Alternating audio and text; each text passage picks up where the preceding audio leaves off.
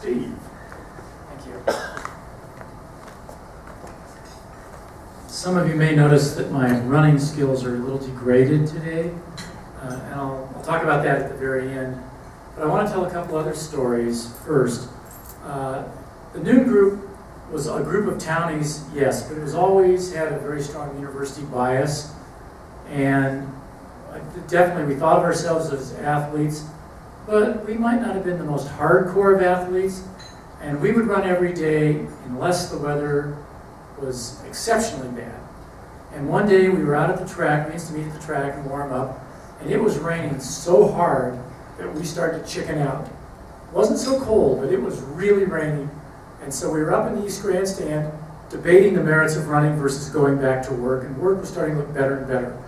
And about that time, a woman who used to be my neighbor who ran with us, Margaret Hacker, and Margaret knows the story, came running into the track, and she was very excited, and she was like, steam was billowing off of her, and she started telling us what a great day it was. At that time, Margaret worked in construction, and it had been a great day because she had spent her morning lifting bricks.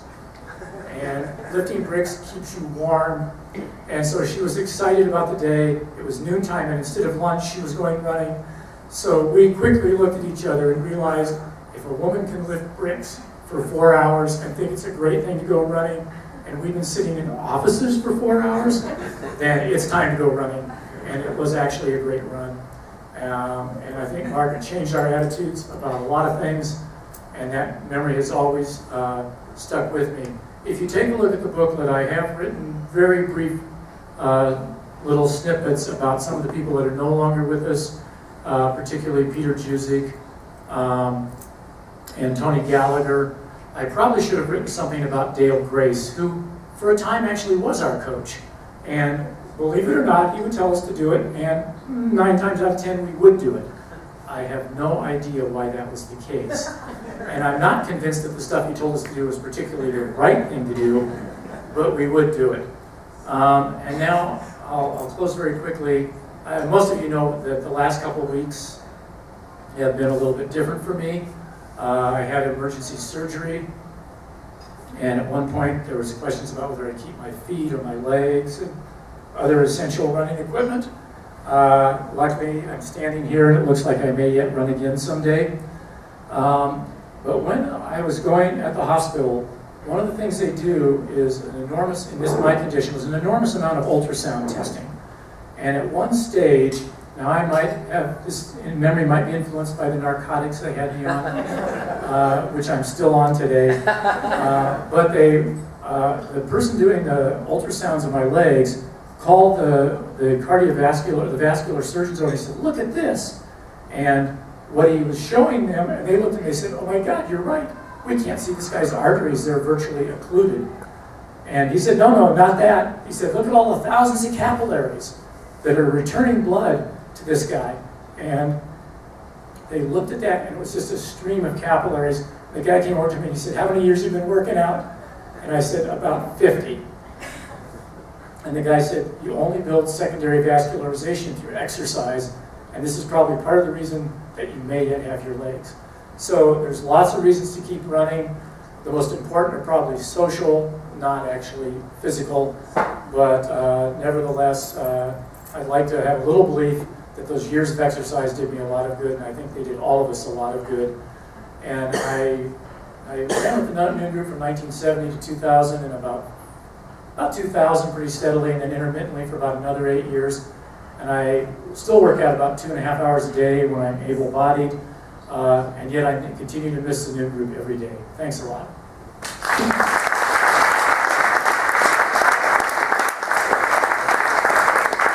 Thanks, Steve. Leave room for the next.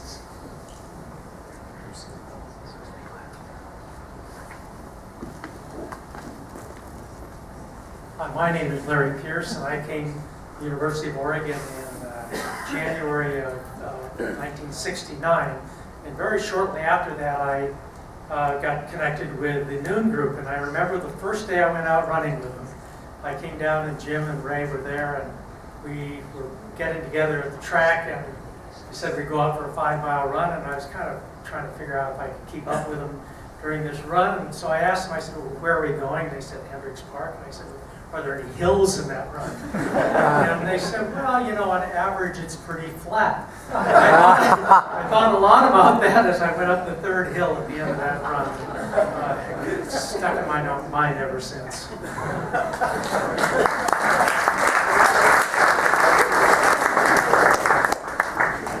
Yeah, we were chiding Rob a little bit this morning about his course. You can always tell when things are a little out of kilter when there's a flat stretch on the course. There's always a hill.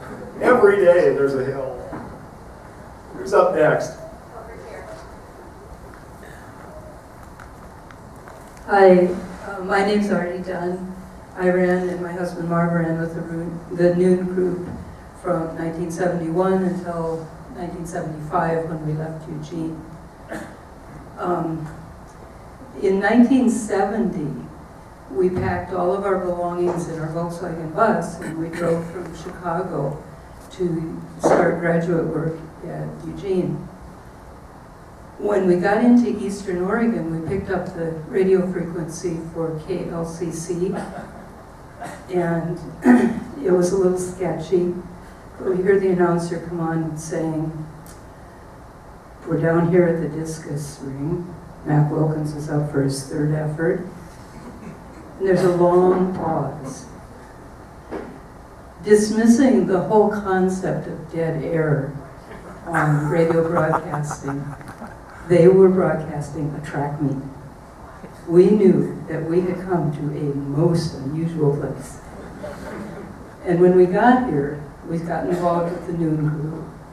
Thank you very much for bringing me to an almost 6-minute mile on my birthday. We are a very unique group. So thanks again.